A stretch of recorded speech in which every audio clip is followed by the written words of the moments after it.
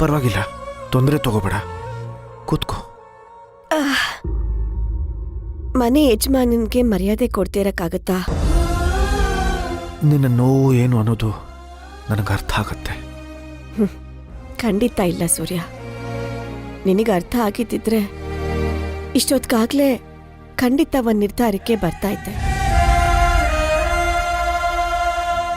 ಹೀಗೆ ಪ್ರತಿ ಸಲ ನನಗೆಲ್ಲರ ಹತ್ರ ಅವಮಾನನ ಅನುಭವಿಸೋ ಪರಿಸ್ಥಿತಿ ನನಗೆ ಬರ್ತಾ ಇರಲಿಲ್ಲ.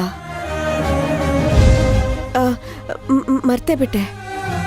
ಅಲ್ಲ, ನೀನ್ ನನ್ನ ಕೋಣೆಗೆ ಬಂದಿದ್ಯಲ್ಲ, ಯಾರಾದ್ರೂ ನೋಡಿದ್ರೆ ತಪ್ಪಾಗಿ ತಿಳ್ಕೊಳಲ್ವಾ? ನೀನೆಷ್ಟು ನೊಂದಿದೀಯ ಅಂತ ನೀನು ಆಡೋ ಮಾತಲ್ಲೇ ಗೊತ್ತಾಗ್ತಾ ಇದೆ. ನೀನೆಷ್ಟು ನೋವು ಅನುಭವಿಸ್ತಾ ಇದೆಯೋ ಅದಕ್ಕಿಂತ 10 ಪಟ್ಟು ಜಾಸ್ತಿ ಹಿಂಸೆ ನಾನು ಅನುಭವಿಸ್ತಾ ಇದ್ದೀನಿ. ನಿನಗಾದ್ರೂ ಎಲ್ಲ ಹೇಳ್ಕೊಳ್ಳೋದಕ್ಕೆ ನಮ್ಮ ಅತ್ತೆ ಇದ್ದಾರೆ.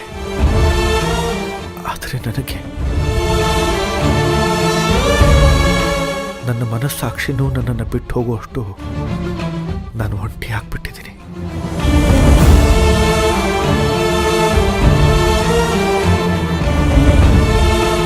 ಕಣ್ಣೀರು ಹೆಣ್ಮಕ್ಳ ಸ್ವತ್ತು ಅಂತ ನಾವು ಚಿಕ್ಕವರಿರುವಾಗಲೇ ನಮ್ಮ ಕಿವಿ ತುಂಬಿಸಿ ನಮ್ಮನ್ನು ಬೆಳೆಸ್ಬಿಟ್ಟಿರ್ತಾರೆ.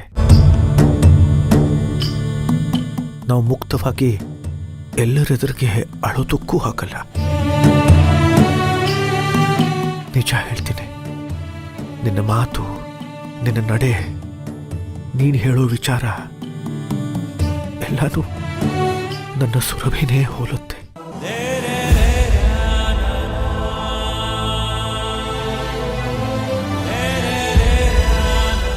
ನೀನು ನನ್ನ ಸುರಭಿ ಅಂತ ನನ್ನ ಹೃದಯ ಒಪ್ಕೊಂಡ್ರು ನನ್ನ ಮನಸ್ಸು ಕೇಳ್ತಾ ಇಲ್ಲ.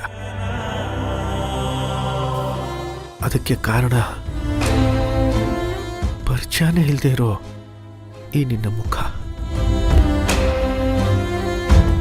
ಆದರೆ ನಿನ್ನ ಕಣ್ಣುಗಳನ್ನು ನೋಡಿದಾಗ ಅವುಗಳಲ್ಲಿ ಮುಗ್ಧತೆ ಕಾಣಿಸುತ್ತೆ, ಸತ್ಯ ಕಾಣಿಸುತ್ತೆ. ನನ್ನ ಒಳಗಿರೋ ದ್ವಂದ್ವ ಯಾವಾಗ ತಿಳಿಯಾಗತ್ತೋ ಆಗ ಖಂಡಿತ ನಾನು ನನ್ನ ಹೃದಯದ ಮಾತನ್ನೇ ಕೇಳ್ತೀನಿ. ಇದು ಸತ್ಯ.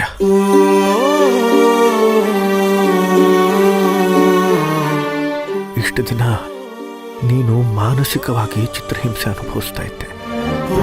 ಈಗ ನಿನಗೆ ದೈಹಿಕವಾಗಿ ನೋವು ಪೆಟ್ಟು ಬೀಳ್ತಾ ಇದೆ. ನನ್ನ ಗಮನಕ್ಕೆ ಬರ್ದೇನೆ ಎಷ್ಟೆಲ್ಲ ಅನಾಹುತ ನಡೆದು ಹೋಯ್ತು.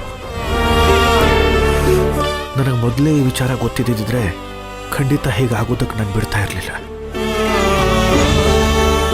ನನ್ನಿಂದ ನಿನ್ನ ಮನಸ್ಸಿಗೆ ತುಂಬ ನೋವು ಆಗಿದೆ ಅನ್ನೋದು ನನಗೆ ಗೊತ್ತು.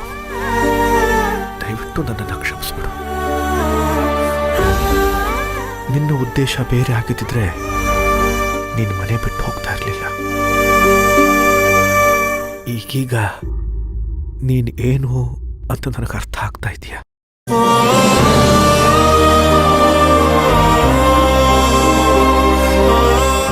ಆದರೆ ನಿನ್ನನ್ನು ಒಪ್ಕೊಳ್ಳೋದಕ್ಕೆ ಇನ್ನೂ ಸಮಯ ಹಿಡಿಯತ್ತೆ.